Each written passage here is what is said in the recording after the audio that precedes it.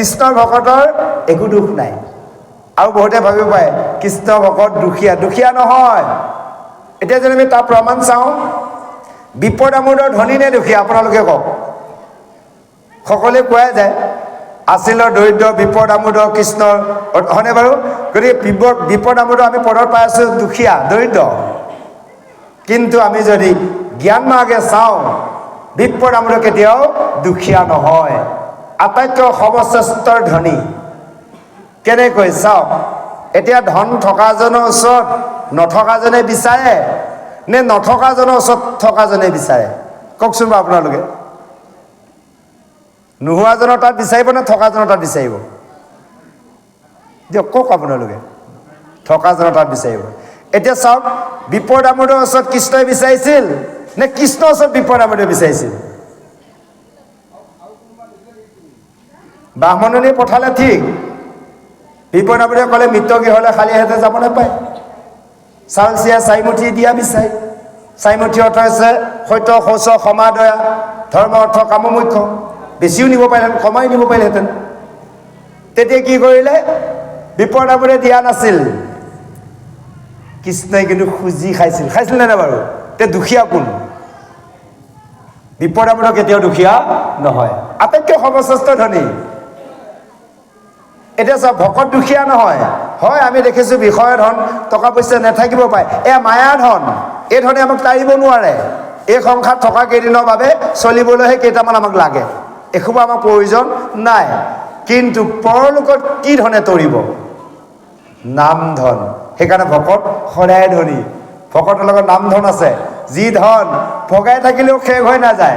বিষয়ত আপুনি এতিয়া কোটি টকা পাওক, হিচাপ থাকিব, এমাহো নাযাব, 15 দিনতে শেষ হৈ যাব। যাবনে নাযাব?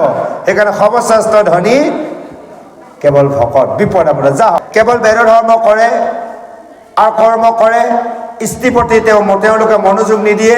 যিসকল একান্ত ভকত, যিসকল ভকত নহয়, কেৱল বিষয়ত, কেৱল ঐশ্বৰ্য বিভূতি পুত্ৰ পৰিবাৰ লগত লাগি থাকে। সেইকাৰণে ভগৱানে কৈছে, কৃষ্ণই কৈছে, হেও নৰ নাৰী লোকসকল, তোমালোকে পূজা কৰা মোক, প্ৰেম কৰা পৰিয়ালক বুলি কৈছে। হয়নে নহয় কওকচোন বাৰু? আমি কৃষ্ণক পূজা কৰোঁ, ভাল পাওঁ, কিন্তু পৰিয়ালকে, ঐশ্বৰ্য বিভূতি ল'ৰা ছোৱালীকহে বেছি ভাল পাওঁ, কৃষ্ণক ভালেই নাপাওঁ। সেইকাৰণে ভগৱন্তই কৈছে যে তোমালোকে যিকণ সময়, আজি ধৰক আপোনালোকৰ এই মাণিপুৰৰ 3দিনীয়া ভাগৱতত অন্ততঃ এইকেইটা দিন তোমালোকে মোক প্ৰেমভাৱে ভাগৱত আয়োজন কৰি প্ৰেমভাৱে একান্তভাৱে শ্ৰৱণ কৰা। ক'ত কৰিব? অকণমান সময় আগত নাই, কোনোৱে নাই আমি আহোঁতে। এতিয়া লাহে লাহে সমিতি ৰন্ধা বঢ়া আৰম্ভ হ'ব, খোৱা বোৱালে পূৰা থাকিব। আৰু খাই বৈ লোৱাৰ পিছত ৰাতি অকলে অকলে এইকেইজনে কেৱল বক্সকেইটা পেণ্ডেলটোক চাই পাত গাই থাকিব। হয়নে নহয় বাৰু? হয়, তাৰমানে প্ৰেম নাই। আহিছে ভাগৱত লৈ, অৰিহণা এটা দিছে, সেৱাও কৰিছে, কিন্তু প্ৰেম ইয়াত নাই। ভগৱানে কৈছে তোমালোকে প্ৰেম কৰা মোক, তোমালোকৰ পৰিবাৰকো প্ৰেম কৰা, ঐশ্বৰ্য বিভূতি প্ৰেম কৰা। এইবোৰ কাৰ সম্পত্তি? মোৰ সম্পত্তি। গতিকে আটাইতকৈ বেছি তোমালোকে মোক প্ৰেম শ্ৰদ্ধা কৰা। এতিয়া আমি কৰিছোঁ জানিব? নাই কৰা। সেৱা এভাগ পাতক, পাৰিলে মাজত চলি থাকিব, এই সোনকালে কৰিব লাগে, ঘৰত ঢেৰ কাম আছে। হাও, হয়নে বাৰু? ভকতৰ সংগত থাকিও যদি এই ব্যৱহাৰ, এনে বাক্য হয়, তেতিয়াহ'লে ভগৱন্তক আমি পাম জানো? কাৰণ আমাৰ ভগৱন্তৰ প্ৰতি শ্ৰদ্ধা বা প্ৰেম শ্ৰদ্ধা ভক্তি আমাৰ নাই। সেইকাৰণে আমাক কৈছে, যিকণ সময় হে নৰ নাৰী লোক সমস্তৰ, তোমালোকে মোৰ গুৰু সেৱা কৰা আৰু সাধু সংগত কৃষ্ণ মোৰ কথা শ্ৰৱণ কীৰ্তন কৰা, কায় বাক্য মন এক কৰি একনিষ্ঠৰভাৱে একান্তৰভাৱে শ্ৰদ্ধাৰ প্ৰেমভাৱে তোমালোকে ভক্তি কৰা। আমাক কোৱা নাই গোটেই দিনৰ দিনটো কৃষ্ণক এনেভাৱে ভক্তি কৰা, হয়নে বাৰু? কিন্তু আমি যিকণ সময় সাধু সংগ কৃষ্ণ সেৱা কৰোঁ, কিন্তু সেইকণ সময় আমি প্ৰেম শ্ৰদ্ধাভাৱে কৰিব লাগিব। অৰ্থাৎ কাৰোবাক যদি বস্তু এভাগ দিয়া যায়, কিন্তু আন্তৰিকতাই দিব লাগিব।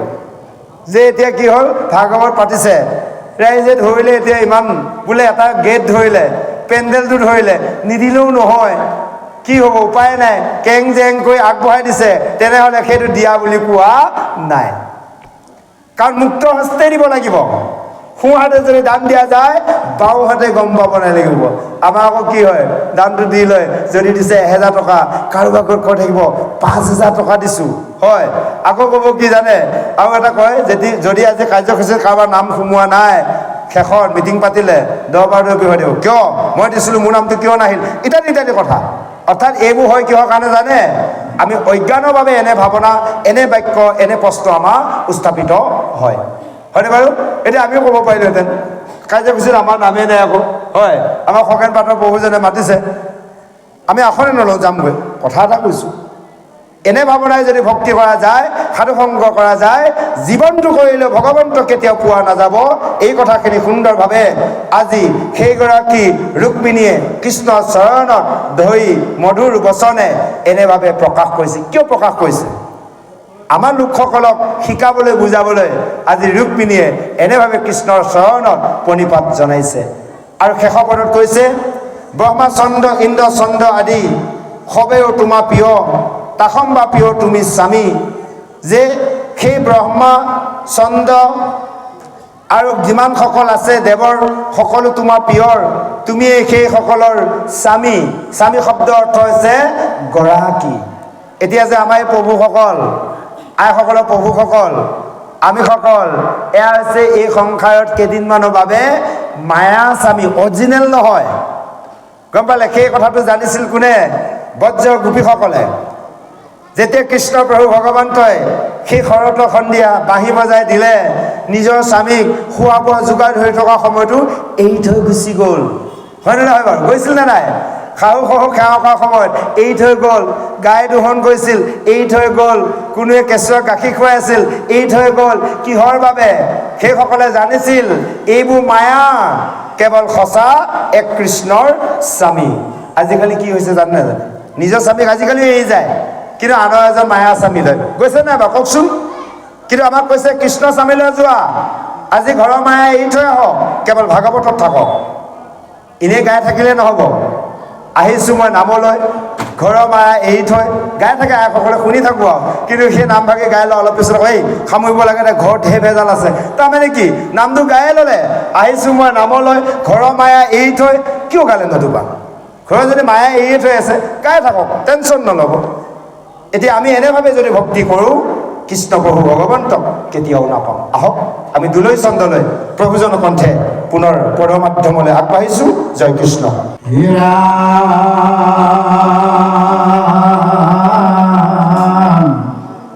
তুমি যে সমস্ত মহাপুৰুষাৰ্থ সদায় আনন্দময়, অতেজি বন্ধুগণ যিটো বুদ্ধজন তদু ভিতর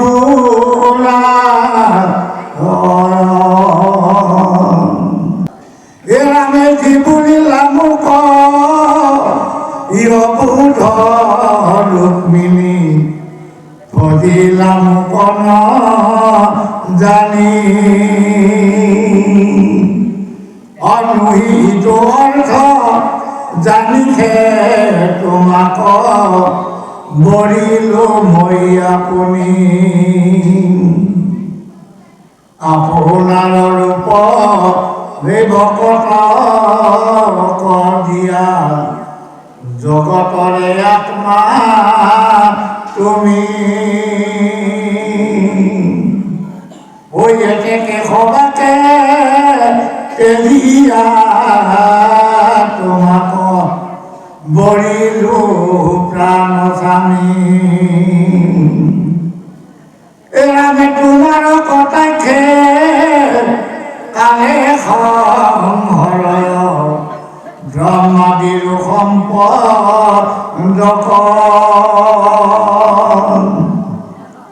ব্রহ্মা শিবয়াদি দেবকোতে দিল, কোন গুণে সামান্য সারঙ্গ ধনুর টঙ্কারতে দিতো সমস্তে রাজা কদিনী। সিংহে যেন খেদি চিগাল গণক, হৰিলাম কয় আপুনি। লক্ষ্মীৰ স্বয়ং সৰ্বগুণালয় তোমাক ভজি যাই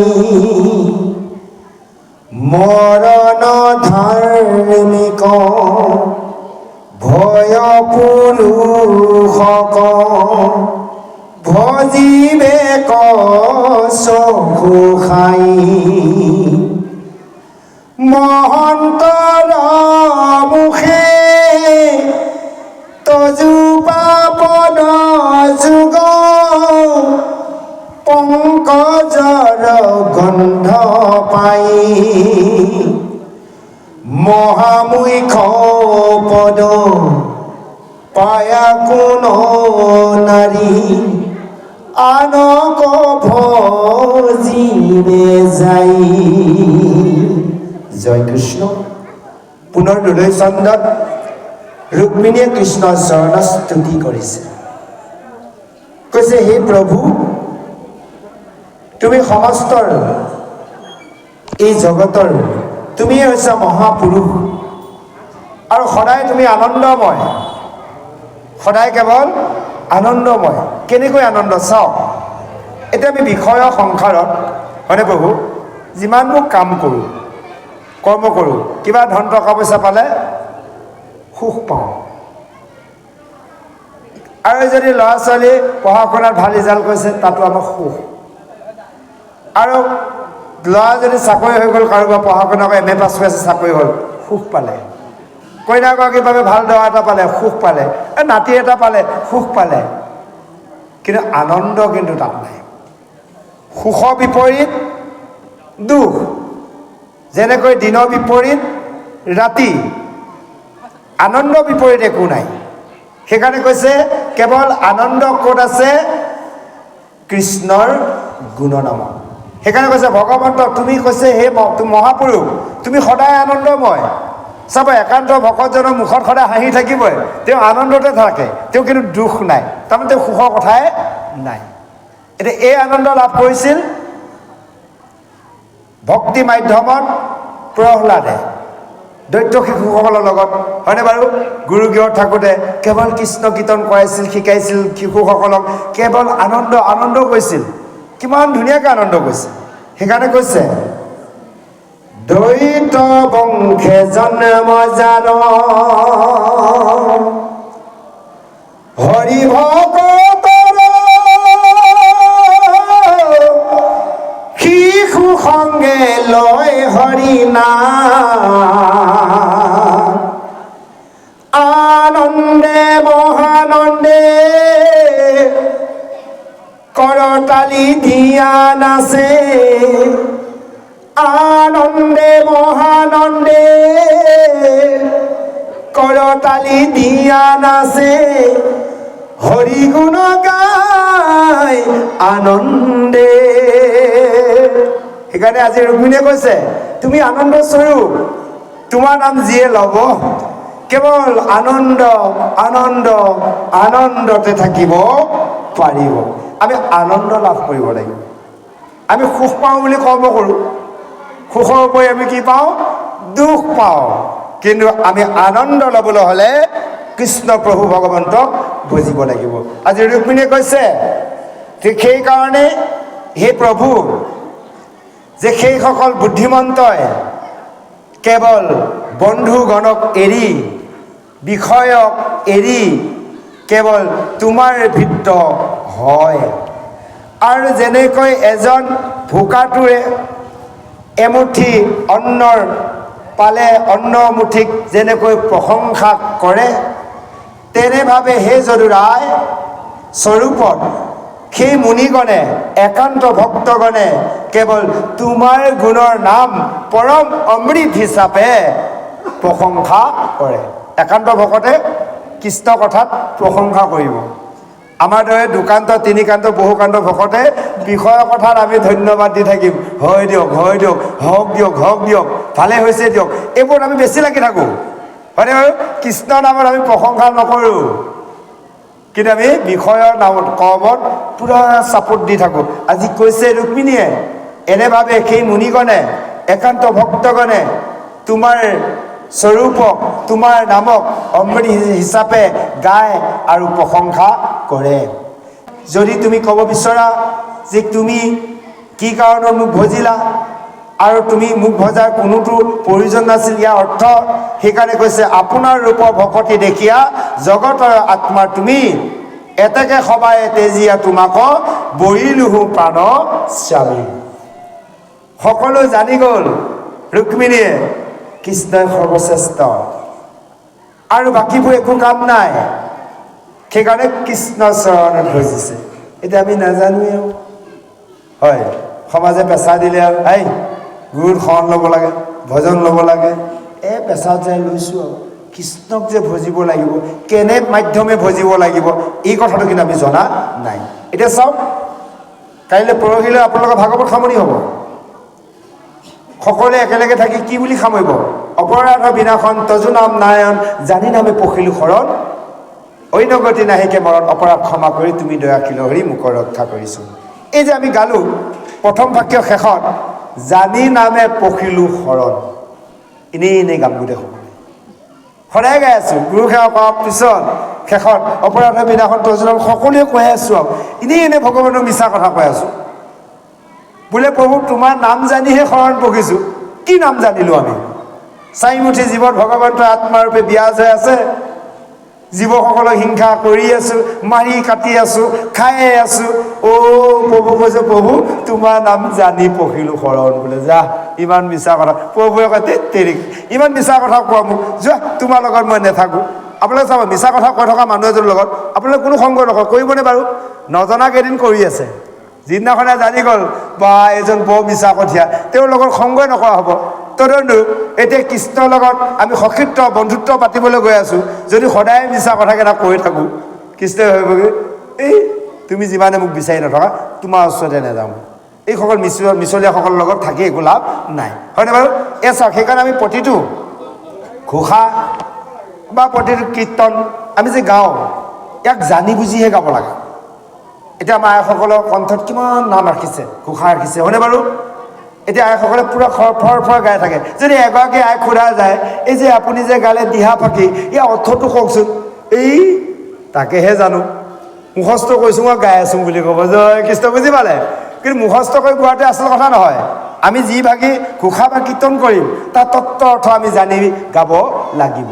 এই কথাখিনি কৈছে যা হওক, সেই কৈছে যে হে প্ৰভু হে যদু ৰায়, সেইকাৰণে এই ভকতসকলে তোমাৰ আত্মাৰাম হিচাপে থকাৰ আত্মাৰূপে থকা বুলি জানি সকলোৱে সকলো বিষয়ক তেজি কেৱল তোমাক ভজে। আজি ময়ো ভজিছোঁ আৰু তোমাৰ কটাক্ষতে এই কালে সকলো সংহাৰ কৰে আৰু তোমাৰ কটাক্ষতে ব্ৰহ্মাই সকলো সৃষ্টি কৰে। আৰু এনেভাৱে কৈছে তুমি সেই সাৰংগ ধনু ধৰি সকলো ৰজাক জিনিছিলা সিংহৰ দৰে, তুমি বাকীবোৰ যিমান দেখিছোঁ সকলো চিগালৰ দৰে। আজি কৈছে ব্ৰহ্মা শিৱ এই দেৱগণ কেৱল কৈছে একোটা শিয়াল, সেইসকলৰ মধ্যত তুমিও হৈছা সিংহ। কোন? ভগৱন্ত। সেইকাৰণে নাম হৈছে সিংহ, হয়নে বাৰু? যেনেকৈ বনত সিংহ মাত শুনাৰ লগে লগে হস্তিও পলাই পত্ৰং দিয়ে, তদনুৰূপ আপোনালোকে আমি যদি এবাৰ জয় কৃষ্ণ বুলি কওঁ, আমাৰ লগত থকাই নহয় শব্দৰ যিমান দূৰলৈ গ'ল পাপ আঁতৰি যায়। সেইকাৰণে আমি যে গুৰু থাপনাত দেখোঁ খাতলাখনত 3টা চিম্বল দেখোঁ, হয়নে বাৰু? তলত আছে কাছ, তাৰ ওপৰত আছে হাতী, তাৰ ওপৰত আছে সিংহ। কাছৰ হৈছে ভক্তি প্ৰদীপ। যেতিয়া আমি ভকত হ'লোঁ কাছৰ দৰে হ'ব লাগিব। প্ৰথম যেতিয়া গুৰুত শৰণ লৈছোঁ আৰু কাছৰ দৰে, অৰ্থাৎ কাছে কি কয়? শত্ৰুক দেখিলে ঠেংকেইখন সুমুৱাই দিয়ে, ডিঙিটো সুমুৱাই দিয়ে। অৰ্থাৎ যেতিয়া ভকত হ'লোঁ আগত যোৱা য'তে ত'তে যাব নোৱাৰিম, ভৰিকেইখন কুচাব লাগিব, হয়নে প্ৰভু? আগৰ দৰে যিকোনো কাম এই দুখন হাতে কৰিব নোৱাৰিম, অকণমান চাই বাচি কৰিব লাগিব, সংযত। যে ডিঙিটো যে সুমুৱাই দিয়ে, অৰ্থাৎ এই মুখখন সংযত কৰিব লাগিব। আগতে য'তে ত'তে যা তা কথা কৈছিলোঁ, যা তা খাইছিলোঁ, সেয়া খোৱাটো বন্ধ, কোৱাটো বন্ধ। কাছৰ সেয়া হ'লে ভক্তি প্ৰদীপ। তাৰ প্ৰতিলে হাতী হৈছে পাপৰ প্ৰতীক। ভকত হোৱাৰ পিছতো আমাৰ কি পাপ নহয় নেকি? হৈ থাকে। কেনেকৈ হয়? সমাজৰ মই মেলি মই নহ'লে এই যে একো কৰিবহে নোৱাৰে, আহিল অহংকাৰ, পাপ আহি গ'ল, হয়নে বাৰু? ভক্ষণ হৈও দম্ভ অহংকাৰবোৰ থাকে, পাপ আমি অৰ্জন কৰি আছোঁ। মই নকৰিলে কি কৰিব? মইহে কৈছোঁ ৰাইজৰ নামঘৰৰ কাৰণে মই কিমান কষ্ট কৰিছোঁ। এই যদি এনে ভাৱনা আহি গ'ল, ক'বই নালাগে শব্দ, মনত যদি ভাৱনা আহিল, ক'তো নকয়, নিজৰ আইগৰাকীয়ে গোটো কৈ আছে আহি গ'ল পাপ। সেইকাৰণে এই পাপক সকলোক সংহাৰ কৰিবলৈ হাতীৰ ওপৰত দি দিলে সিংহ, অৰ্থাৎ নাম। নামেহে সকলো মুখীমুখ কৰিব পাৰে। আজি সুন্দৰভাৱে কৈছে, হে প্ৰভু যদুৰায়, তুমি হৈছা সেইসকল শিয়ালৰ মধ্যত তুমি কেৱল সিংহ। তোমাৰ যি বাক্য, মুখৰ বাক্য, ইয়াক বুজি পোৱা সহজ কথা নহয়। এতিয়া চাওক, ভগৱন্তৰ শ্ৰীমুখৰ বাণী, আমি গীতা শাস্ত্ৰ চাওঁ, তাৰ বৃহৎ তত্ত্বৰ কথা বুজিব পাৰোঁনে বাৰু? মহাভাৰত ঋষিসকলেও সংকোচ কৰে। আমি তাকে ওলোটা পোলোটা ভকতৰ মাজত আলোচনা কৰি যি পাইছোঁ কৰি আছোঁ আৰু। ইমান সহজ কথা নহয়। আজি ৰুক্মিণীয়ে কৈছে, প্ৰভু তোমাৰ মুখৰ বাক্যৰ বচন বুজাটো ইমান সহজ কথা নহয়। যে সেই কৈছে লক্ষ্মী, সেইজন ভগৱন্তক আজি ৰুক্মিণীয়ে সুন্দৰভাৱে কৈছে। আজি ৰুক্মিণীয়ে যি ভাবে, যেনে ভাৱনাই কৃষ্ণৰ চৰণত ভজিছে বা স্তুতি কৰিছে, আমিও ভগৱন্তৰ চৰণত তেনেভাৱে স্তুতি কৰিব লাগিব। এতিয়া শুনক, এই ৰুক্মিণী সুন্দৰী এগৰাকী, হয়নে বাৰু? ভগৱন্ত কৃষ্ণ প্ৰথম ভাৰ্যা, আইসকলে গাই আছে শ্ৰীকৃষ্ণ প্ৰথম ভাৰ্যা ৰুক্মিণী সুন্দৰী। এই যে প্ৰথম ভাৰ্যা ৰুক্মিণী সুন্দৰী, এতিয়া আপোনালোক আইসকল, প্ৰভুসকল, আমি কি হ'ব লাগিব? কৃষ্ণ প্ৰথম ভাৰ্যা হোৱাৰ চেষ্টা কৰিব লাগিব। বুজি পালে? আটাইতকৈ যিগৰাকী সুন্দৰী, সেইকাৰণে প্ৰথম ভাৰ্যা হৈছিল ৰুক্মিণী। ক'ৰ পৰা জানে? আমাৰ অসমৰে সেইগৰাকী। গতিকে আমাৰ অসমৰ আমি ভকতসকলে আটাইতকৈ ভগৱন্তৰ প্ৰথম ভাৰ্যা হ'ব পাৰোঁ একান্ত ভকত হয়। অৰ্থাৎ ৰুক্মিণীৰ দৰে আমি সুন্দৰী হ'ব লাগিব। কি সুন্দৰ হ'ব লাগিব? আমাৰ মন, আত্মাটোক আমি সুন্দৰ কৰিব লাগিব। মথুৰালৈ অসুৰে কৃষ্ণক বলোৱামুখ লৈ গৈছিল। যেতিয়া তাত মথুৰাত প্ৰৱেশ কৰে, অসুৰক কৈছিল, খুৰা তুমি গৈ থকা, দাদা ৰামে মই অসমৰ মথুৰা নগৰখন চাই যাওঁ। এই যে বাটত কুজিক পাইছিল, চন্দন লৈ গৈ আছিল লাখুটিডাল লৈ, তেতিয়া কুজিক বাট ভেটা দিছিল কৃষ্ণই। তেতিয়া কুজিয়ে বাৰে বাৰে কৈছিল তোমালোকে চাই দিয়া। তেতিয়া কৃষ্ণই কৈছিল হেৰা সুন্দৰী। তেতিয়া কুজিয়ে কৈছিল যে তুমি মোক সুন্দৰী বুলি কিয় লাজ দিছা? এই মথুৰাৰ নগৰখনত মোৰ দৰে এগৰাকী কুবজা নাই নে? অৰ্থাৎ দেখাত একেবাৰে বেয়া কোনোৱে নাই মোৰ দৰে। তেতিয়া কৃষ্ণই কৈছিল যে তোমাৰ এই শৰীৰটোক মই সুন্দৰী বুলি কোৱা নাই, তোমাৰ ভিতৰত যিটো আত্মা আছে এই মথুৰাৰ নগৰত কাৰোৱে নাই। গতিকে আমাৰ আত্মা সদায় সুন্দৰ হ'ব লাগিব। আমাৰ আত্মা কেতিয়া সুন্দৰ হ'ব? মনত এসোপামান বেয়া কথা, বেয়া চিন্তা লৈ থাকোঁ, হয়নে বাৰু? পবিত্ৰ হ'বনে? কেতিয়াবা পবিত্ৰ নহয়। এইবোৰ আমি এৰিব লাগিব। প্ৰভু কিবা ক'ব, কিবা ক'ব বিচাৰিছে? কৃষ্ণ কওক। হয় হয়, দূৰৰ পৰা আহিছিল। হয় হয়, তাৰমানে ৰুক্মিণীয়ে যে প্ৰভু ৰুক্মিণীয়ে তাৰমানে জন্মৰ পৰাই তেওঁ মানে কৃষ্ণৰ কথা শুনিছিল, সৰুৰ পৰাই জানিব পৰা পায়। কৃষ্ণ যদি ইমান সুন্দৰ, তেন্তে এইজনকে মই স্বামীৰ পৰা পাবলৈ মই বিচাৰোঁ। এই যে চিন্তা কৰিছে, এতিয়া চাওক এই কৃষ্ণ যে সেইকাৰণে আপোনাৰ ৩২ অলংকাৰ ৰূপ স্বৰূপ কথন আমাৰ তৃতীয় স্কন্ধ কপিল দেৱহতী আখ্যানত আছে, আমি কীৰ্তনত পাওঁ ধ্যান বৰ্ণনা, হয়নে বাৰু? এই ধ্যান ধাৰণা যদি আমি ভকতে যদি কৰি থাকোঁ, সদায় চিন্তা কৰি থাকোঁ, কৃষ্ণই ভাবিব বা সৌ বৈকুণ্ঠৰ পৰা আহিব নিবলৈ আপোনাৰ মোক, সেইখন হেৰিৰ পৰা অহাটো বাদ দিয়ক, হয়নে বাৰু? অসমলৈ কিন্তু স্বয়ং বৈকুণ্ঠৰ পৰা কৃষ্ণই আহিব নিবলৈ আপোনাৰ মোক ভাৰ্যা ৰূপে, হয়নে বাৰু? আটাইতকৈ ডাঙৰ কথা। এতিয়া সেইজনক আমি চিন্তা কৰিব লাগিব। ইয়াত ভাবি আছে কোনোৱে আৰু অকণমান পিছত ঘৰলৈ যামগৈ আৰু জয় কৃষ্ণ। তেতিয়া মনটো যদি তাত থাকে, মানুহজন ইয়াত থাকে, তেতিয়া ঘৰত থকাই ভাল, হয়নে বাৰু? মনটো আপোনাৰ লগত মোৰ লগত নাই, তে ইয়াত থাকি কি লাভ আছে? যি স্থানত আমি থাকিম সেই স্থানত আমি মনটোক ৰাখিব লাগিব। সেইকাৰণে চাওক যে এতিয়া আমি বিষয়টো এৰি নিদিওঁ কাৰণে ভগৱন্তক আমি নাপাওঁ। বিষয়ক আমি এৰি দিব লাগিব, এৰি দিয়া নাই।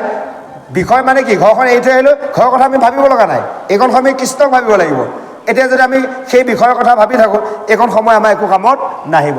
হাতে আমি আপুনি কওঁ এই নহয় মই নুচো কিন্তু মনটোৱে যদি ভাবি আছে চুইয়ে আছে হয় বোলে মই মাছ মাংস বাদ দিলোঁ নহয় কিন্তু মাছ মাংসখিনি দেখাৰ লগে লগে মনটোৱে ভাবিছে চালা খুৱাই আহিলোঁ যদিও খাবলৈ মন যায় এই যে ভাবি আছে তেতিয়াহ'লে খায়ে আছে তাৰমানে বুজি পালে এয়া কাক কৈছে মনৰ পৰা এৰি দিব লাগিব ৰাইজক দেখুৱাই এৰিলে নহ'ব নহয় মনৰ পৰা এৰি দিয়াটোকহে এৰি দিয়া বুলি কৈছে যা গুৰু সমস্ত মাতৃ সমস্ত শেষৰ পদত কৈছে মহন্তৰ মুখে তজুপদ যুগ পংকজ গন্ধ পায় মহা মুখ্য পদৰ পায়া কোনো নাৰী আনকো ভজিবে যায় যে সেই মহন্তৰ মুখে তোমাৰ যি পদ যুগলৰ কথাৰ পংকজ যি গোন্ধ পায় এতিয়া চাওক আজি এই যে যিমান কীৰ্তন হৈ থাকিব ইয়াৰ পৰা ভগৱন্তৰ চৰণ যুগলৰ পদ্ম গোন্ধ গৈ থাকিব যিসকল ভকতে পায় আৰু অইনক জানো ভজিব কোনেও নভজে কেৱল কৃষ্ণকহে ভজিব যিজন বিষয়ৰ স্বামীয়ে সদায় সুন্দৰভাৱে খোৱা বোৱা ওৱা পিন্ধা যোগাৰ ধৰি আছে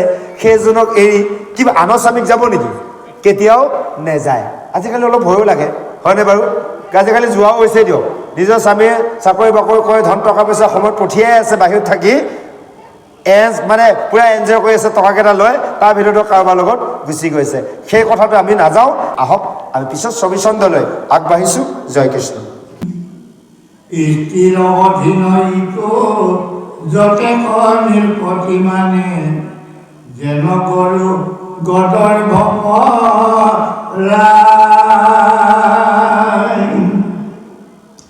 ৰাতি দিন বহে ভাৰ কুকুৰতো তিৰস্কাৰ ভিত্তটো অধিক সমুদায় বিৰাগত অধিকয়াতি নিদাৰুণ কুৰমতি সদায় ভাৰ যাৰ হবে চেৰ যিটো মূৰ শত্ৰু বৈৰী তাই দেখে শোকপতি নেউচীয়া হেৰা দেউ খেৰ ৰাম ব্ৰহ্মদেৱ শংকৰৰ সভাটো যিটো তোমাৰ চৰিত্ৰ পুণ্য কথা যি সবনালীৰ কৰ্ণে নতুহেন কথা শুনে আন কথা শুনয় অখৰ কথা দুই হাতে আঙ্গুলি ভাঙ্গি বুলন্ত ৰুক্মিণী সঙ্গী যিজনী কৃষ্ণ কনুষুনয় তাই ৰেখে শোকপতি যিটো ৰাজা দুষ্ট্ৰমতী সৈতে সৈতে বুলিলো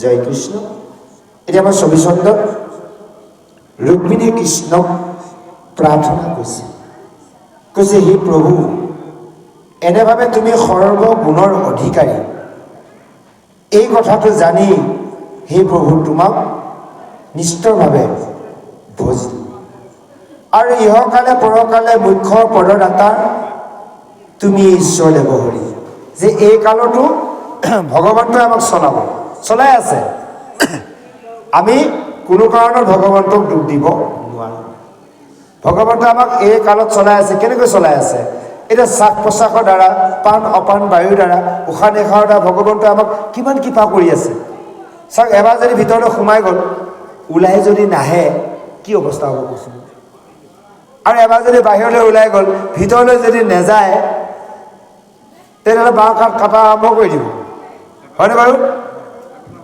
গতিকে সেইকাৰণে চাওক ভগৱানে আমাক কৃপা কৰি আছে সেইকাৰণে যে এই লোকত আৰু পৰলোকত সেইজনে হ'ল ভগৱন্তই ইহ পৰলোকৰ গতিদাতা সেইকাৰণে কৈছে ভজন্তা জন যিটো সংসাৰ বন্ধন চৰি ধাৰা নিজ আপোনাৰ মূৰ্তি যিসকলে তোমাক ভজনা কৰে সেইসকলে এই সংসাৰ বন্ধনৰ পৰা মুক্ত হয় সেইসকলে তোমাৰ নিজৰ এটা ৰূপ ধাৰণ কৰিব পাৰে কাৰণ চাওক এতিয়া আমি কওঁ বা আমি এই সংসাৰত দেখা যায় কাৰোবাক বহুত ভাল পাওঁ বুলি কোৱা যায়, ইমান আপোন, বিপদত পৰকচোন যাবনে বাৰু, আপোনাৰ ওচৰত আহিবনে বাৰু, কোনো কাৰণত নাহে, কিন্তু দেৰিকৈ আহিব, বাহানা বনাব, সহজে কেতিয়াও নাহে।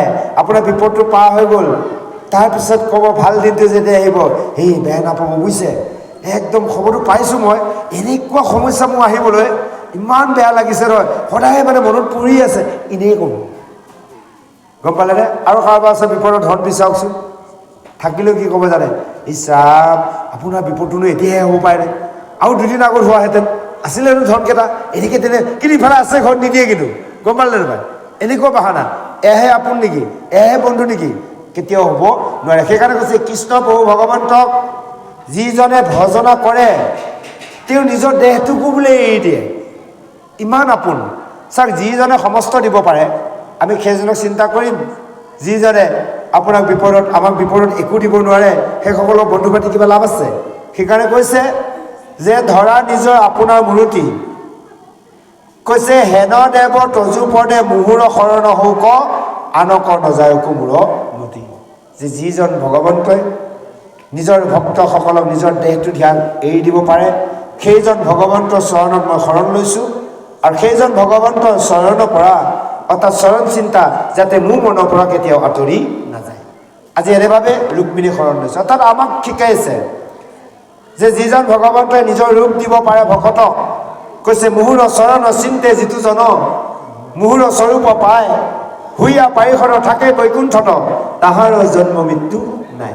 তাৰ প্ৰত্যুত্তৰ প্ৰমাণ সেইজন গজেন্দ্ৰই ভগৱন্তক স্মৰণ কৰি মুখ্য গতি পালে, অৰ্থাৎ চতুৰ্ভুজ ৰূপত গ'ল, পাৰিষদ ৰূপ পালে। ইয়াক শিক্ষা দিলে কিয়, এটাৰ যদি জন্তুৱে ভগৱন্তক স্মৰণ কৰি গতি সাধন কৰিব পাৰে, চাৰিমুঠি জীৱৰ ভিতৰত জীৱশ্ৰেষ্ঠ নৰ মনুষ্যই কিয় ভগৱন্তক ভজিব, ভগৱন্তৰ ৰূপ কিয় চিন্তা কৰিব নোৱাৰিব? সেই কৈছে যে হে প্ৰভু, এনেভাৱে সেই শিশুপাল সদৃশ ৰজাসকলে কঠোৰ যত্ন কৰি তোমাক কি কৈছিল, যে তোমাকো খুজিলা যত্ন কৰি তাসম্বাৰ তেজি কেনে মোহক ভজিলা তুমি, যে সেইসকলেও মোক বিচাৰিছিল পাবলৈ, কিন্তু তুমি সেইসকলৰ পৰাও কেৱল মোক যে তুমি গ্ৰহণ কৰিলা। আজি চাওক ভগৱন্ত কৃষ্ণ, এতিয়া চাওক কৃষ্ণক আমি ভাল পাওঁ, কৃষ্ণইতো আমাক ভাল পাব লাগিব, হয়নে বাৰু? ৰুক্মিণীয়ে কৃষ্ণক ভাল পাইছে, কৃষ্ণই যদি ৰুক্মিণীক ভাল নেপালেহেঁতেন ৰুক্মিণী কৃষ্ণৰ লগত যাব পাৰিলেহেঁতেন নেকি? কেতিয়াও নোৱাৰে। আমি ভকতে কৃষ্ণক ভাল পাওঁ, কৃষ্ণ প্ৰভুৱে ভাল পোৱা কৰ্ম আমি কৰা নাই। এতিয়া কৃষ্ণই ভাল পোৱা কৰ্ম আমি কৰিব লগা হ'লে কি কৰিব লাগিব? সদায় সত্য ক'ব লাগিব, চাৰিমুঠি জীৱক দয়া কৰিব লাগিব, গুৰুৱে দিয়া দায়িত্ব কৰ্ম অনুসাৰে গুৰু সেৱা কৰিব লাগিব, জ্যেষ্ঠজনক সন্মান শ্ৰদ্ধা কৰিব লাগিব, সমপৰিয়াজনক বন্ধুত্বৰ মৰমে বাক্য কৰিব লাগিব, কনিষ্ঠজনক মৰম কৰিব লাগিব, জ্ঞান দিব লাগিব, ৰাতিপুৱা শুই উঠি হয়নে বাৰু শৌচ পেচাব কৰি গা পা ধুই গুৰু সেৱা কৰি ঈশ্বৰৰ কৰ্ম নকৰালৈ পানী গিলাচো খাব নালাগে। কথা এটা কৈছোঁ, তেতিয়াহে ভগৱন্তে আমাক ভাল পাব। ভগৱানক আমি যিমানে ভাল নাপাওঁ, ভগৱানে ভাল পোৱা কাম আমি কোৱাই নাই, ভগৱানে কেনেকৈ ভাল পাব? আৰু নিয়ম নীতি যিসকলে মানিছে সেইসকলক ৰুক্মিণী দৰে ভগৱন্তই সেইসকল দৈত্য শিশুপালৰ হয়নে বাৰু সেইসকলৰ পৰা বচাব। অৰ্থাৎ কি বুজালে? আমাৰ লগত যে আছে দৈত্যসকল, হয়, কাম কোৰ লো মোৰ মন মচুৰ, এইসকলৰ পৰা ভগৱন্তই আমাক উদ্ধাৰ কৰি লৈ যাব, অৰ্থাৎ এইবোৰ আমাক দুখৰ পৰা বচাই দিব। গতিকে ভগৱন্তক আমি শ্ৰদ্ধাভাৱে ভজাৰ লগে লগে এজন ভকত কাম শক্তিটো দমন হৈ যাব, লোভটো কমি যাব, হয়নে বাৰু? মোহ অহংকাৰ কমিব, কুট ভাৱটো নাইকিয়া হৈ যাব। এনেই যদি আমি চাওক ভকতৰ মাজত দেখা যায় বহুত আছে, কিবা এটা ক'লে খিংকৈ দাং খাই উঠে, জানি ল'ব কাম হোৱা নাই, তেওঁ ভকত হৈছে ঠিক কিন্তু দমন কৰিব পৰা নাই, অৰ্থাৎ কৃষ্ণক শ্ৰদ্ধাভাৱে ভক্তি কৰা নাই, কৃষ্ণ কৃপা নাই। কৃষ্ণ ভগৱন্তৰ কৃপা নোপোৱালৈ আপোনালোক আমি এই পৃথিৱীত এই সংসাৰত একোৱেই কৰিব নোৱাৰোঁ। কৈছে ভগৱন্ত কৃপা অবিহনে বৃক্ষপত্ৰ এটা লছ নহয়। গতিকে আপুনি চাওক, আমি সেইকাৰণে ভগৱন্তৰ কৃপা পাইছোঁ যেতিয়া ভগৱন্ত আৰু কৃপা পাবলৈ যত্ন কৰি ভগৱন্তই ভাল পোৱা কৰ্ম কৰিব লাগিব। যে এতিয়া কৈছে ব্ৰহ্মা দেৱতা আৰু সেই শিৱ শংকৰে কেৱল সভাত পাতি কৃষ্ণ চৰিত্ৰৰ কথা শুনে, এতিয়া আমি সকলে সভা পাতি কি কৰোঁ জানে, কেৱল গাড়ীত মই কথা শুনো। এতিয়া চাবচোন, লগ পোৱাৰ লগে লগে তেওঁ আইসকলে বেছি ভাল কি চাগে হয়, আজিকালি গোটবিলাক আছে যে মাহেকীয়া সপ্তাহীয়া লগ লগাৰ লগে লগে কৃষ্ণৰ কথা বাদেই দে, কাৰ কথা উলিয়াই ল'ব ঠিকনা নাই। যে সেইকাৰণে আমি গ্ৰাম্য কথা আহিব লাগিব। ইয়াত কৈছে ব্ৰহ্মা দেৱতা শিৱ শংকৰে এইসকলে কেৱল কৃষ্ণ পুণ্য চৈত্য কথা সদায় গায় আৰু শুনে। অকল নাৰী বুলি কথা আইসকলক কোৱা নাই দিয়ক, নৰ নাৰী অৰ্থাৎ আমাৰ সমস্ত মনুষ্যক কৈছে যে কেৱল আমি গ্ৰাম্য কথা শুনো, কৃষ্ণ কথাই গ্ৰাম্য কথা কথন মলিন হয় বাণী, তাকো শুদ্ধ কওঁ কৃষ্ণ কথা ক'ব খানি, কেৱল কৃষ্ণ কথাই আমি শুনিব লাগে। এতিয়া চাওক, ইয়াৰ এটা কথা প্ৰমাণ কৰি দিওঁ। সপ্তম স্কন্ধ ভাগৱতত শেষত সেই যুধিষ্ঠিক ৰাজসু যজ্ঞত নাৰদে কৈ আছে, এই যুধিষ্ঠিৰ মোৰ উপৰি জন্ম এটা কথা কওঁ শুনা। যি সময় মই গন্ধৰ্ব প্ৰথম গন্ধৰ্ব আছিলোঁ উপবহন, নাৰদৰ জন্মৰ কথা জানে। প্ৰথম দেৱ মানে ব্ৰহ্মপুত্ৰ নাৰদ আছিল। নাৰদক যেতিয়া সংসাৰ কৰিবলৈ দিলে, নাৰদে ক'লে হে পিতৃদেৱ ব্ৰহ্মদেৱ, মই সংসাৰ কৰিব নোৱাৰোঁ, সংসাৰী লোকসকলে একমনভাৱে কৃষ্ণক বুজিব নোৱাৰে, গতিকে মই সংসাৰ নকৰোঁ। ব্ৰহ্মা খং উঠিল, যেতিয়া তুমি মোৰ পিতৃ বাক্য নেমানিলা তোমাক অভিশাপ দিম, তুমি গন্ধৰ্বসকলৰ প্ৰথম গন্ধৰ্ব হ'বা, তোমাৰ নাম হ'ব উপবহন, তোমাৰ কণ্ঠ সুললিত হ'ব, তোমাৰ কণ্ঠ সকলোকে আপ্লুত কৰিব, হৃদয় চুই যাব, তুমি 50জনী অমনি বিয়া পাতিবা। 50জনী বিয়া পাতিছে নাৰদে দ্বিতীয় জন্ম। এই যেতিয়া হৈ আছিল, হৈ থকাৰ পিছত তেতিয়া কি কৰিলে জানে, এই ব্ৰহ্ম সভাত কেৱল কৃষ্ণ কীৰ্তন হয়। এতিয়া কৈ আছে ব্ৰহ্মা দেৱতাৰ শিৱ শংকৰ সেইসকলে কেৱল কৃষ্ণ কীৰ্তন শুনে। এই সভাত দেৱসকলো আছিল। এদিনাখন ক'লে, দেৱসমূহে ক'লে বোলে ব্ৰহ্মদেৱ তোমাৰ এই সভাত আমাৰ যিজন দেৱৰ মানে গন্ধৰ্ব আছে স্বৰ্গ ৰজা, তেওঁ ইমান মধু কণ্ঠ, তেওঁ যদি কণ্ঠইদি কৃষ্ণগীত শুনা যায় আৰু ভাল লাগিব হয়নে। এতিয়া আপোনালোকৰ মানিপুৰতে কিমান পাঠক আছে, কিয়নো বেলেগৰ পৰা পাঠক মাতি লৈ আহে পঢ়িবলৈ, তাৰমানে অলপ মধু কণ্ঠ চাই চাই বিচাৰে, বেছি ভাল লাগে কৃষ্ণ কথা শুনি। তেতিয়া লগে লগে সেই উপবহনক লৈ গ'ল মাতি তালৈ। তাত যে কৃষ্ণ কথা গাব দিলে, কৃষ্ণগীত নাগাই তেওঁ কি কৰিলে যে তেওঁ অভ্যাস এটা আছিল স্বৰ্গত অপেশ্বৰসকলৰ লগত ৰমণী গীত গাই থকা। কৃষ্ণগীত এই ৰমণী গীত গাই দিলে। তেতিয়া ৰমণী গীত গাই দিলে, তাত বহি থকা ঋষি মুনিসকলৰ খং উঠি গ'ল, এইজন কোনে মাতি লৈ আহিলে, কৃষ্ণ গীত নাগাই তেওঁ ৰমণী গীত গাইছে, যোৱা তোমাৰ নিচত জন্ম হওক। গতিকে দাসীপুত্ৰ হৈ জন্ম ল'লে, বুজি পালে। এই যদি আমি সাধু সংঘত থাকি কৃষ্ণ কথা এৰি যদি গ্ৰাম্য কথা পাতি থাকোঁ, অৰ্থাৎ গ্ৰাম্য কথা হ'লে ৰমণী গীত, কৃষ্ণ কথা হ'লে কৃষ্ণ গীত, তেনেহ'লে জানি ল'ব সেই নাৰদৰ দৰে নিচত জন্ম পাব লাগিব ভকত হৈও। সেইটো কাৰণে আমাক সাৱধান কৰি দিছে। সেয়ে কৈছে, এনেভাৱে কৈছে, দুয়ো হাতে আঙ্গুলি ভাংগি বুলন্ত ৰুক্মিণী সাংগী, যিজনী কৃষ্ণক নুশুনয় তায়েকে শৌকপতি, যিটো ৰাজা দুষ্টমতী সৈতে সৈতে বুলিলো নিশ্চয়। এতিয়া ৰুক্মিণী এটা আঙুলি ভাঙি অভিশাপ দিলে। এই যে আমাৰ আইসকলে হওক দে বুলি কয়, হয় ওচৰত বেয়া পোৱা মানুহ থাকিলে কিবা এটা হ'লে ভালে পাইছোঁ হওক আৰু হওক বুলি কয়, বেয়াটো কয় আৰু ভালটোত কিন্তু আঙুলি ভাঙি নকয়, বেয়াটোক আঙুলি ভাঙি দিয়ে। এতিয়া ৰুক্মিণীয়ে কৈছে আঙুলি, দুই হাতৰ আঙুলি বোলে ভাঙি ভাঙি কৈছে ৰুক্মিণীয়ে, যিসকলে কৃষ্ণ কথা নুশুনে সেইসকলৰ কেৱল দুষ্টসকলে তেওঁলোকৰ মানে স্বামী হওক। তে কৃষ্ণ কথা আমি যদি নুশুনো, আমাৰ লগত থকা এই দুষ্ট কেইজনে কাম কোৰ লোভ মোহ মন মচৰ্য, এইকেইজনে আমাক কি হ'ব, অধিকাৰী হৈ থাকিব, কৃষ্ণই আমাৰ অধিকাৰী হ'ব নোৱাৰে। ইয়াৰ ৰুক্মিণী অভিশপ্ত।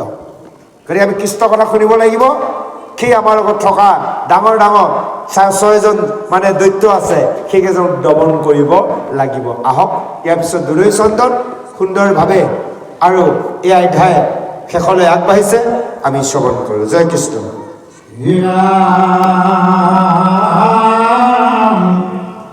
তোমাৰ চৰণ কমলৰ ঘ্ৰাণ,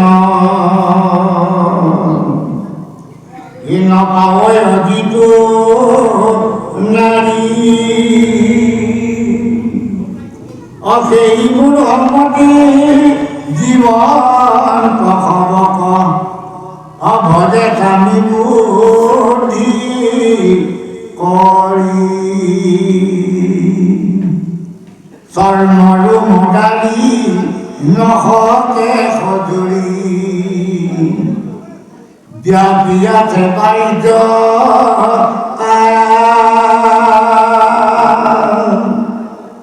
অভ্যন্তৰে মন্থ অস্থিতে জমল কৃমিয়ে আছে দুৰিয়া এৰাম কফবাত পিত্ত আছে অসংখ্যাক জীয়ন্তে সপৰাই হঠাতে স্বামী কৰি হদে দোস্তানাৰী তোমাক ভকতি নাই যদি উদাসীন তুমি নাৰায়ণ মুঠ নাহি তদু মতি তথাপি তোমাৰ চৰণ কমল সদায় থাকো কৰতি জয়খানি জগত সজীবা কলাকি কটাইকে চাইলায় মাক হেহি মহালাভ কৰিলা দয়া এদিকে ভজু তোমাক তোমার শরণ নেদেখো কপত ঘটেই তো নারায়ণ কই না থাকে যারে অনুরূপ তারে স্বামী বংশে নারী গণ আরাম বিহা ভইল যেবে আনসামি সবে তাকে বলিবে নারী তাহা রেখে মনে নব নব স্বামী হরারে ফুরে বিসারি তাইকে অসতি দুখ পাবে আতি ই জন্ম শস্য নাই মরিলে ঘুর নরকত পরি থাকে বিষ্ণুত খাই হেন অসতিক দুর্জন নারীক তেজুক মহন্তৰ গণে তাই সঙ্গে লইলে ইহ পরলোক ভস্ত হুয়ে তেতি ক্ষণে এরামে রুক্মিণী রহে বচন শুনিয়া তুষ্ট ভৈলা দেবহরি পরম কৃপায় সদয় হৃদয়ে অমাতিল কৰি জয় কৃষ্ণ। এটি দূৰৈ চন্দ্ৰ ইমান সুন্দৰ কেইটামান কথা ইয়াত আজি প্ৰকাশ কৰিছে। এই কথা কেইষাৰি ৰুক্মিণীয়ে কৈছে হে প্ৰভু তোমাৰ চৰণত সেই কমলৰ যি জ্ঞান নপায় যিসকল নাৰী, আজি ৰুক্মিণীয়ে এগৰাকী নাৰীয়ে কৈ থকাৰ বাবে নাৰী সম্বোধন হৈছে। অৰ্থাৎ আপোনালোকৰ আইসকলকে কোৱা নাই, আমাৰ সমস্ত নৰনাৰীসকলক কৈছে। কৈছে হে প্ৰভু, সেইসকল মূঢ়মতী জীৱসমূহ কেৱল স্বামী বুদ্ধি কৰিছে কাক? এয়া কৈছে চৰ্ম অৰ্থাৎ ছাল, দাড়ি, নখ, চুলি, এই শৰীৰটোত বাহিৰত আমাক আৱৰি আছে। আৰু এই সমস্তকেই আৰু শৰীৰত মাংসৰ অস্থি, তেজ, মল, মূত্ৰ সকলো জুৰি আছে। এই দেহতে কাঁহ, কফ, পিত্ত সমস্তৰ আছে। সেই জীৱৰ এই দেহটো কৈছে এটা শৰ, অৰ্থাৎ মৰা শৰ। এখানে শৰণ, শৰ তালবীয়া শৰটো যদি ৰটো কাটি দিয়া যায় এটা শৰ, অৰ্থাৎ মৰা শৰ। এই ৰটো দিয়াৰ কাৰণে ਰਨ, শৰণ অৰ্থাৎ ৰমণ কৰা, হয়নে বাৰু? যেতিয়া আমি গুৰু দাস ললো, শৰণ ললো, তাৰ আগত মৰা শৰ আছিলে, এটা শৰ হৈ আছিলে। শৰণ লোৱাৰ লগে লগে তেতিয়া ৰমণলৈ আহিল ভগৱন্তক, হয়নে বাৰু? তেতিয়া আমাৰ জীৱৰ মানে জীয়াই থকা এটা দেহ আহিল, ইয়াৰ গতিকে এটা মৰা শৰ। সেইকাৰণে কৈছে এনেভাৱে সেয়া হৈছে সৰপাই মৰা শৰৰ দৰে, তাকেই স্বামী কৰি দুষ্ট নাৰীসকলেহে কেৱল ভজে। এতিয়া আমি চাওক, দেহৰ ধৰ্ম পালন কৰিছোঁ, আত্মাৰ ধৰ্ম পালন কৰা এই কথাটো বুজাই আছে। আমি আত্মা হৈছে ঈশ্বৰ, সেইজন হলে স্বামী। এতিয়া আমি দেহৰ ধৰ্ম পালন কৰিছোঁ, ইন্দ্ৰিয়ৰ অভিলাষৰ বাবে, ইন্দ্ৰিয় সুখৰ বাবে কৰ্ম কৰি আছো। তেতিয়া কৈছে সেইসকল দুষ্ট নাৰী আমাক কৈ আছে, সেইসকলেহে এনেভাৱে ভক্তি কৰে।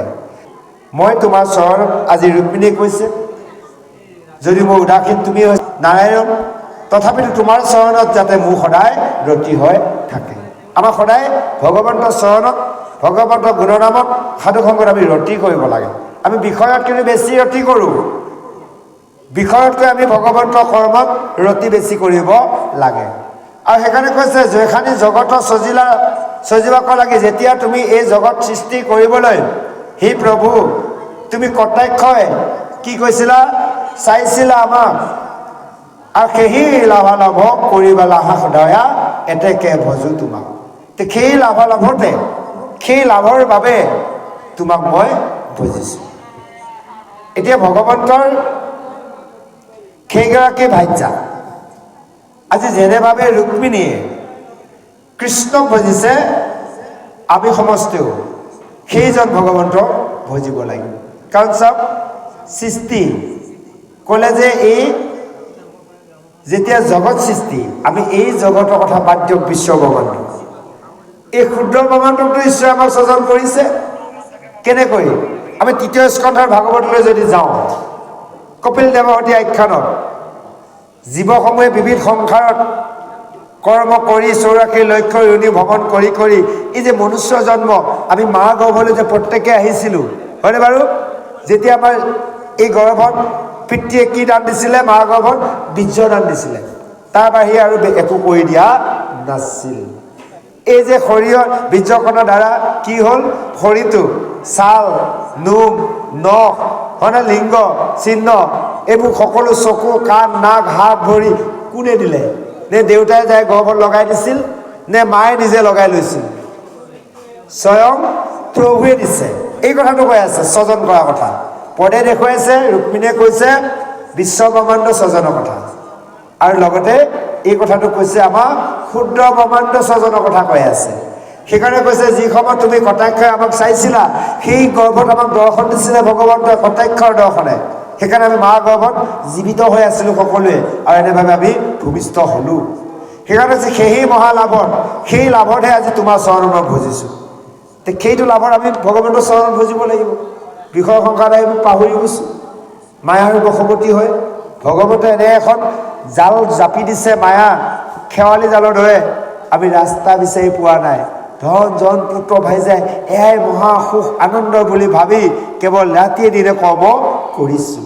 যে যিসকলে নিজৰ স্বামীক এৰি অন্য স্বামীলৈ বিবাহ হয়, শাস্ত্ৰই কৈছে সেইসকলক বেশ্যা বুলি কৈছে। অৰ্থাৎ কাক কৈছে? স্বয়ং জগতৰ ঈশ্বৰ কৃষ্ণ স্বামীক যদি নভজি অইনক ভজিছোঁ, আমাক সকলোকে বেশ্যা বুলি কৈছে। এয়া বাহ্যিক সকলক কোৱা নাই, আমাক সকলক কৈছে বেভিচাৰী ভক্তি বুলি কৈছে। সেইকাৰণে কৈছে কৃষ্ণক পুজিলে পূজা সমস্তই হয়, পৃথকে পুজিলে পূজা কেউৱে নলয়। গতিকে যাক য'ত দিলে সকলো হয় তাত দিয়াই ভাল, হয়নে বাৰু? আজি ইয়াত সভাপতি সম্পাদকৰ হাতত কোনোবাই যদি ধনকেইটা দিয়ে ভাগৱতত লাগিব, কোনোবাই যদি সদস্য এজনক কোনোবাই গাঁৱৰ এজনক পায়, এই আপোনালোকৰ গাঁৱত ভাগৱত পাতিছে এইকেইটা টকা লৈ যাওক লগাই দিয়ক, সি নালাগিবও পায়, হয়নে বাৰু? তদনুৰূপ সভাপতি ছেক্ৰেটাৰী আজি আমাৰ খগেন পাঠৰ প্ৰভুজন আছে সভাপতি, তেওঁ হাতত যদি দিয়ে তেওঁ ক'ত ক'ত লগাব লাগে জেগাই জেগাই লগাই দিব। এতিয়া যদি আমি আহিছোঁ ইয়াত, আমাকে যদি সভাপতি সদস্য ছেক্ৰেটাৰী বুলি ভাবি কোনোবাই দি যায়, আমি নিদিব পাৰোঁ। জয় কৃষ্ণ, বুজি পালে? সেইকাৰণে কৈছে কৃষ্ণক দিলে সকলোৱে পাব, এক্সট্ৰাকৈ দিয়াৰ প্ৰয়োজন নাই। সেই কৈছে সেইসকলকে বেশ্যা বুলি কৈছে। কৈছে তাহাঁকে মনে নৱ নৱ স্বামী সদায় ফুৰে বিচাৰি, সেইসকলে মনে নতুন নতুন স্বামী বিচাৰি ফুৰে। আছে আকৌ দিয়ক, ইটো গুৰু শৰণ ল'ব, যিমান থাকিল বেয়া লাগিল গ'ল এটা বেলেগলৈ, হয়নে বাৰু? এয়া বেভিচাৰী ভক্তি। সেইসকলে জীৱনটো এনেকৈ যাব, কোনোদিনাখন ভগৱন্তৰ প্ৰাপ্ত নহয়। বেদে কৈছে যি এবাৰ এটা জেগাত আহিলোঁ তাৰপৰা আমি লছ হ'ব নালাগিব, কৃষ্ণকে ভজিম গুৰু মাধ্যমে, যি আহিলোঁ তাৰপৰা লছ হ'ব নালাগিব। এক জেগাত থাকিব লাগিব, শৰণ ভজন থাকিব লাগিব, কিন্তু আমি কৃষ্ণক ভজিব লাগিব। কিন্তু যদি আমি একেবাৰে শৰণ নোহোৱাকৈ থাকোঁ তেনেহ'লে আমি এই মনুষ্য জন্ম কেতিয়াও সম্ভৱ কৰিব নোৱাৰিম। আমাৰ এতিয়াও বহুতো আছে, বিশেষকৈ আমাৰ এছ টি জাতিবোৰ, হয়নে বাৰু? আমাৰ এতিয়াও বহুতো, এতিয়াও আপোনালোকে ইয়াত আছে নে আছে নাজানো, মণিপুৰত আমাৰ তাততো আছেই। গতিকে শৰণত যিসকল নাই আমি আহ্বান জনাওঁ, আপোনালোকৰ য'ত য'ত ভাল লাগে নহয় জানো তাতে লওক, ইয়াত কোনো পেচা নাই অমুকত ল'ব তমুকত ল'ব। কিন্তু বেদৰ সিদ্ধান্ত আমি মনুষ্য জন্ম পালে গুৰুত আশ্ৰয় ল'বই লাগিব। সেইকাৰণে স্বয়ং কৃষ্ণই শান্তিমুনি মুনি গুৰুৰ ওচৰত আশ্ৰয় লৈ বিদ্যা লৈ গৈছে। তেওঁৱে সকলো অধিকাৰী, বেদ তেওঁৰ দ্বাৰাই চলে, কিন্তু তেওঁ আকৌ শৰণ কিয় ল'লে, হয়নে বাৰু? গতিকে তেওঁ দেখাই থৈ গৈছে মনুষ্য চেষ্টাৰ ৰীতি, যে মনুষ্য হৈ জন্ম লাভ কৰিলে গুৰুত শৰণ ল'ব লাগিব। কৃষ্ণ জয় কৃষ্ণ। হয় হয়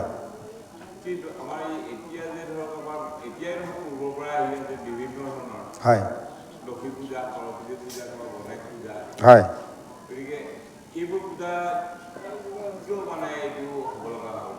কৃষ্ণ প্ৰভুজনে যিটো কথা সুধিছে, ইয়াত ভেদভাৱ এটা আছে, ভাৱটোহে দেখাব পাৰিম, কাৰণ পূজাটো কৰিব নালাগে বুলি আমি ডাইৰেক্ট ক'ব নোৱাৰোঁ। কাৰণ আপোনালোকৰ এই মণিপুৰত লক্ষী পূজা 3 দিনীয়া ডাঙৰকৈ পাতে, আমি পূজাৰ বাধা কৰাৰ অধিকাৰ নাই। কথা হ'ল কি, আমি অলপ আগতে চুই থৈ গৈছিলোঁ, দেৱ দেৱীসকলক পুজিলে ফল পাব, মনুষ্য শ্ৰেষ্ঠ জন্ম গতি নাপাব, বুজি পালে? পাৰ্থক্য সেইটোৱে। এতিয়া আমি গতি ল'ব বিচাৰিছোঁ নে আমি ঐশ্বৰ্য বিভূতি বিচাৰিছোঁ, জানি ল'ব লাগিব। যিসকলে এই মনুষ্য জন্ম সাফল কৰিব গতি পাব বিচাৰিছে সেইসকলে কৃষ্ণক ভুজিছে, আৰু যিসকলে ভাবিছে কি বিষয় সংসাৰত আহিছোঁ, মানুহৰ জন্ম এটা পাইছোঁ, খাই বৈ এনজয় কৰি গুচি যাম, সেইসকলে সকলোক ভজিব পাৰে, বুজি পালে? এতিয়া হ'ল যুগৰ ধৰ্ম, আমি যুগৰ ধৰ্ম পালন কৰিব লাগিব, যি যুগৰ যি ধৰ্ম। কাৰণ কৈছে মিনতি বচন বোলো সৰ্বজন শুনিও শাস্ত্ৰৰ মৰ্ম, আপোনাৰ কুশল চোৱা যাবে তেবে নেৰিবা যুগৰ ধৰ্ম। আমি কোন যুগৰ মানুহ? আমি কলি যুগৰ মানুহ। সত্য যুগে ধ্যান তেতাত যজ্ঞ দাপৰৰ পূজা কলি ধৰি কীৰ্তন বাদে আৰু নাহি কি যুজা। আটাইতকৈ ডাঙৰ কথা এষাৰ আমি বহুতে মানে নেজানো, জনাসকলে জানি আছে। এতিয়া চাওক, ভগৱন্তৰ 24 অৱতাৰ, হয়নে বহু? 24টা অৱতাৰ। এতিয়া আমি কেই নম্বৰ অৱতাৰৰ মানুহ? 24টা অৱতাৰৰ আমি কেই নম্বৰ অৱতাৰৰ মানুহ? আমি 23 নম্বৰ অৱতাৰৰ মানুহ। 23 নম্বৰ অৱতাৰ কি আছিল? পূৰ্ণব্ৰহ্ম কৃষ্ণৰ অৱতাৰ মানুহ। পূৰ্ণব্ৰহ্ম কৃষ্ণ অৱতাৰ, দাপৰৰ শেষত কলিয়াইতত কৃষ্ণ অৱতাৰ ধাৰণ কৰিছে। সেই অৱতাৰ ধাৰণত আমি সমস্ত মানুহ আছোঁ এতিয়া 24 নম্বৰ অৱতাৰ হোৱা নাই, আমাৰ বাবে হোৱা নাই, হ'বগৈ। শাস্ত্ৰ বেদৰ অনুসাৰে হৈ গ'ল, আকৌ হৈয়ে আছে, বাৰে বাৰে হৈ গৈ আছে। কিন্তু আমাৰ জন্মটোৰ বাবে হ'বহে গৈ, হয়নে বাৰু? কলিয়ুগ শেষত হ'ব কল্কি অৱতাৰ, কাটি মাৰি মেলচক কৰিব বুন্দামাৰ, হয়নে বাৰু? এতিয়া ক'লে আমি এই 23 নম্বৰ অৱতাৰ পূৰ্ণ ব্ৰহ্ম কৃষ্ণ অৱতাৰ মানুহ, গতিকে আমি সেই অৱতাৰ কৃষ্ণকে ভজিব লাগিব। এতিয়া আমি যিজন আমাৰ দেউতা মা তেওঁলোকক চিন্তা নকৰি আমি বেলেগক চিন্তা কৰিলে হ'ব নেকি? গতিকে 23 নম্বৰ অৱতাৰ হৈছে পূৰ্ণ ব্ৰহ্ম কৃষ্ণ অৱতাৰ। সেই কৃষ্ণৰ অৱতাৰ আমি কলিযুগৰ মনুষ্যসকল, সেই আমাৰ কলিযুগৰ মনুষ্যসকলে সেই 23 নম্বৰত কৃষ্ণই যে পৃথিৱী ধৰাধামত আহি মনুষ্যৰূপে 4টা লীলা কৰিলে, এই লীলাকেইটা শ্ৰৱণ কীৰ্তন কৰি কলিযুগৰ লোকসকলে তৰিবৰ বাবেহে লীলা কৰি থৈ গৈছে, এয়া যুগত হ'ব। কিন্তু প্ৰভু পাৰ্থক্যটো সেইটোৱে। আৰু এটা কথা, সকলোৱে যদি একান্ত কৃষ্ণ ভকত হৈ প্ৰভু বৈকুণ্ঠলৈ যাওঁ, এই কলিযুগটো দেখোন 4,32,000 বছৰ নেপাবইগৈ, হয়নে বাৰু? কাৰণ পূজা পাৰ্বণ কৰি ইটো সিটো কৰি স্বৰ্গলৈ যাব লাগিব, পুণ্য সঞ্চয় কৰি স্বৰ্গলৈ গৈ আকৌ নৰক ভঞ্জন কৰি আকৌ মনুষ্য জন্ম ল'বই লাগিব। 4,32,000 বছৰ ধেমালি নহয় নহয়। এয়া এতিয়া আপোনাৰ 5,000 কিমান বছৰ গৈছেহে। গতিকে সেইকাৰণে চাওক, সকলোৱে কিন্তু ভকত হ'ব নোৱাৰে। ভকত আমি সকলোৱে হৈছোঁ, ভকত সকলোৱে হৈছোঁ, মানে একান্ত কৃষ্ণ ভকত হ'ব নোৱাৰে। ইয়াতে কৈছে ভকত 3 প্ৰকাৰৰ। এটা কৈছে তামসিক, ৰাজসিক, সাত্বিক। এতিয়া একেলগে আমি ভকত হৈ আছোঁ। একান্তৰ যিসকল আপোনাৰ এক কৃষ্ণকো ভজিছে, তাৰ মাজতো ভকত সকলৰ মাজতো 3 প্ৰকাৰৰ ভকত আছে, আৰু বাকী সকলৰ মাজতো 3 প্ৰকাৰ আছে। সেইকাৰণে কৈছে যিসকলে জীৱক মাৰি কাটি কৃষ্ণকো পুজি আছে, সেইসকলৰ হৈছে তামসিক ভক্তি। আৰু যিসকলে ঐশ্বৰ্য বিভূতি পাবলৈ কৃষ্ণক ভজি আছে, সেইসকলক কৈছে ৰাজসিক ভক্তি। আৰু যিসকলে ভাবে যে কৃষ্ণ প্ৰভু ভগৱন্তৰ দুখত মই নপৰোঁ, ভকতৰ 10জনৰ দুখত যাতে মই নপৰোঁ, ভগৱন্তই যাতে মোক ভাল পায়, ঈশ্বৰেও যাতে মোক ভাল পায়, ঈশ্বৰৰ চৰিত্ৰ গুণ লীলাসমূহ জানিব বুজিবলৈ যিয়ে ভক্তি কৰি আছে, সেয়া আছে সাত্বিক ভক্তি। ভক্তি 3 প্ৰকাৰ আছে, সাত্বিক, ৰাজসিক, তামসিক। গতিকে প্ৰভু সেইকাৰণে চাওক, সেইসমূহ জীৱ বা সেইসমূহ মনুষ্যই যি দেৱ পূজা কৰিছে তাৰ পৰা ফল পাব, কিন্তু মুক্তি নাপাব। এতিয়া যাৰ যি উদ্দেশ্য, কোনোবাই যদি এতিয়াও সেই নাজানি কৰি আছে, আমি জনাই দিছোঁ, যিসকলে মুক্তি পাব বিচাৰিছে, জন্ম সাফল কৰিব বিচাৰিছে, সেইসকলে কেৱল কৃষ্ণক ভজক। আৰু যিসকলে ভাবে নাই আকৌ এবাৰ জন্ম ল'ম, তেতিয়াহ'লে দেৱক পূজক, পুণ্য সঞ্চয় কৰক, স্বৰ্গলৈ যাওক, পুণ্যৰ লগত পাপ থাকিব, আৰু পুনৰ নৰকত যাওক, দুখ যন্ত্ৰণা ভোগ কৰক, আকৌ মনুষ্য জন্ম পাওক, আকৌ একেটা কৰ্মকে কৰক, আকৌ ঘূৰি থাকক জন্ম মৃত্যু চক্ৰ। আৰু যদি ভবা যায় বোলে নাই এই জন্ম পালোঁ আৰু জন্ম নলওঁ, তেতিয়াহ'লে কামটো চিধা কৃষ্ণকে কৰক। এতিয়া চাওক, আমাৰ জীৱনৰ প্ৰেক্টিকেলি প্ৰভু কথাষাৰ ওলোৱাৰ কাৰণে কওঁ, আমাৰ ধ্ৰুৱজ্যোতি প্ৰভু মুখে শুনিছিলোঁ, তেতিয়া পাঠ পঢ়িছিলোঁ, কৈছিল যে ভাগৱতত দিয়া আছে, এজন মানুহে যদি যেনেভাৱে জন্ম পাব বিচাৰে তেনেভাৱে জন্ম পায়। আমি ভাবিলোঁ এইবাৰ বৰ দুখীয়া গৃহত জন্ম পালোঁ, ভালদৰে পঢ়া শুনাও কৰিব নোৱাৰিলোঁ, বিভিন্ন দিশত অলপ কষ্ট পাইছোঁ, আৰু এবাৰ ভাগৱতখন পঢ়ি চাওঁ, মানুহৰ জন্ম পালে ভালে হ'ব, অলপ যদি ভাল ভাৱত ভাল গৃহত জন্ম পাওঁ। ভাগৱত যেতিয়া প্ৰথম স্কন্ধৰ পৰা পঢ়া আৰম্ভ কৰিলোঁ, অকলে অকলে কান্দোঁ, অকলে পাগলৰে হাঁহোঁ, আইগৰাকীয়ে মাত দিয়ে, মাত দিব নোৱাৰা হৈ যাওঁ। যায় তৃতীয় স্কন্ধ যেতিয়া কপিল দেৱৰ সৈতে আখ্যান পালোঁ, ভাবিছোঁ নাই মানুহৰ জন্ম আৰু নল'ম। ষষ্ঠ স্কন্ধ অজামিলা আখ্যান যেতিয়া মুখ্য 28খন নৰক বৰ্ণনা পালোঁ, চিন্তা কৰিলোঁ যিকেইদিন যাম সকলোৰ লগত মিলিজুলি ভালে বোলে, হয়নে বাৰু, থাকি কৃষ্ণক ভজিম, ভাগৱতৰ মূলধাৰ হিচাপে ল'লোঁ, ভগৱন্তক ভজিম, এনেভাৱে চিন্তা কৰিছোঁ, বেলেগক কাৰো নভজোঁ আৰু জন্ম নলওঁ। গতিকে এই উদ্দেশ্য এটা থাকে মানুহৰ, হয়নে বাৰু, যাৰ যি উদ্দেশ্য। গতিকে এতিয়া যিসকলে জনা নাই, হয়তো কৰি আছে, হয়তো কোনোবাই জানি বুজিও কৰি আছে, কৰিব পাৰে। নজনাসকলৰ বাবে আমি জনাই দিছোঁ যে যোনে যি ভাৱনাইদি ভক্তি কৰে কৰিব পাৰে। যদি জন্ম মৃত্যু চক্ৰ বন্ধ কৰিব বিচাৰিছে, মনুষ্য জন্ম সাফল কৰিব বিচাৰিছে, তেনেহ'লে কেৱল কৃষ্ণ চৰণত ভজিব লাগিব। যা হওক, শেষ পদত আমাক ক'লে যে এনেভাৱে ৰুক্মিণীয়ে কৈছে সেইসকলে অন্যৰ স্বামীক বিচাৰে, সেইসকলে বোলে ঘূৰ নৰকত পৰি জন্ম লয় মৰি আকৌ জন্ম লয় ঘূৰ নৰকত বিষ্ঠামূত্ৰ খাই ফুৰে, সেইসকলকে অসতী বুলি কৈছে, সেইসকলকে দুষ্ট দুৰ্জন নাৰী বুলি কৈছে। আৰু সেইকাৰণে মহন্তসকলে সেইসকলক এৰি, সেইসকলক সংগ এৰি কৈছে তাই সংগত লৰিলে ইহ পৰলোক ভ্ৰষ্ট হৈ তেতিখনে, যে সেইসকলক সংগ কৰিলে ইহ পৰলোকত ভ্ৰষ্ট হৈ যাব লাগিব। অৰ্থাৎ আমি যে ভকত হ'লোঁ, অভকতৰ লগত যদি সদায় উঠা বহা মানে চলন ফুৰণ কৰি থাকোঁ, তেওঁ দুখে আমাক চুৱে, শাস্ত্ৰ বেদে কৈ আছে। সেইকাৰণে মহন্তসকলে জানি বুজি সেইসকলৰ সংগ ত্যাগ দিয়ে।